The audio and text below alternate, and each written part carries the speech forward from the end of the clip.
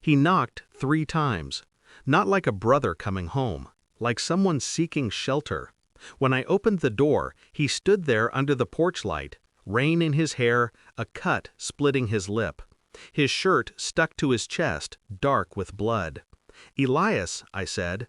He looked up, eyes distant, swollen. "I didn't know where else to go," he whispered. Something inside me went still. He stepped in slowly, limping. Every move looked rehearsed in pain. I could smell the metallic tang before I saw the bruises. His ribs, blue and purple, layered like bruises over bruises. His neck, finger marks that hadn't faded yet. I didn't ask. He didn't explain. He sat on my couch, staring at nothing. The silence between us grew heavy, stretching until it felt like the air itself was waiting. Then he said it. They did it again. A flicker, in his tone, in the word again. My stomach turned cold. When he finally spoke their names, her brothers, I felt my pulse crawl. "They said I embarrassed her," he said softly. "They said she deserves better than me." He was trembling. And I was no longer listening as a brother. I was listening as something else entirely.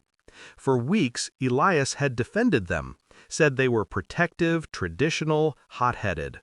But I saw it in the way he moved around her family, careful, cautious, like a man walking a field of glass. I'd told him once, "You don't owe anyone your silence." He smiled like he didn't believe me.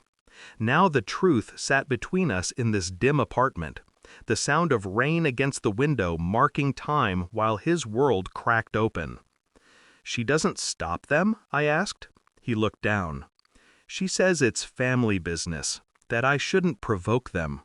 That word again, family, used like a weapon. I thought of his wedding day, how she'd held his hand in front of everyone, eyes glimmering with promise. I thought of the brothers, smug in their matching suits, watching him like predators pretending to smile.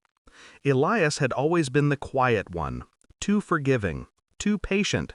Now, sitting across from him, I realized he'd been trained to endure, and I, his twin, had been trained to observe.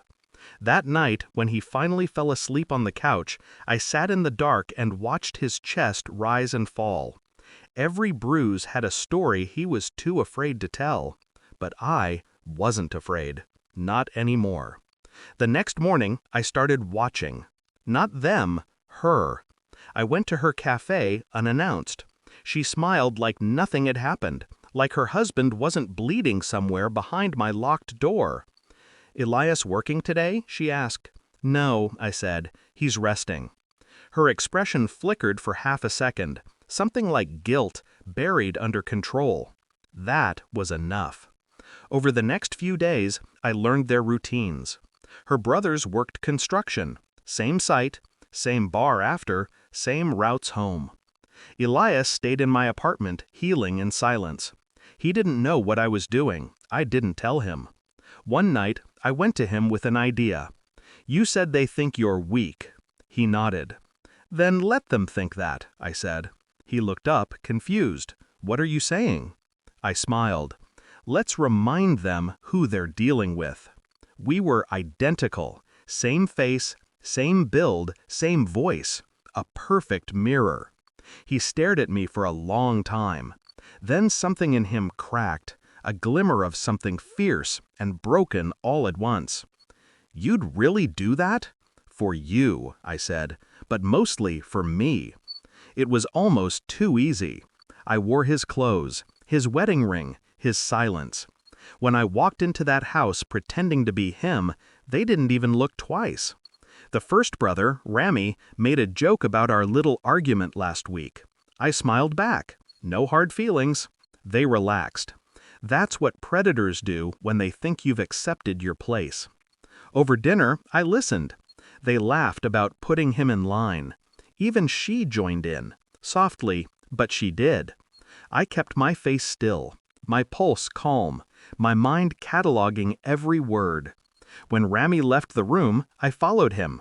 He turned, surprised. "What's up?" I stepped closer, voice low. Just wanted to thank you." He frowned. "For what?" "For reminding me what kind of family I married into." Something in my tone froze him. He stared, confused, and for the first time, afraid. He didn't recognize me, not really. He saw my face, but he was looking at me, not Elias. That was the moment I knew. They would never touch him again. The next day, she came to my apartment. Saw me, her husband, sitting there, reading quietly. Her voice shook. "Rami said you threatened him?" I looked up slowly. "Did I?" Her mouth opened, then closed. "Elias, what's happening to you?" I set the book down. For a long moment I said nothing. Then I spoke softly, each word deliberate, surgical. "You watched them break him." She froze. "You called it love, called it protection. You stood there while your brothers treated him like property." Tears welled in her eyes. I didn't care. "He won't be coming back," I said. "But I wanted you to see who he really is when he stops pretending to be what you need." She looked at me like I was a ghost. Maybe I was, because when she reached for my hand, I didn't move. I just watched her realize, too late, that she was talking to the wrong twin.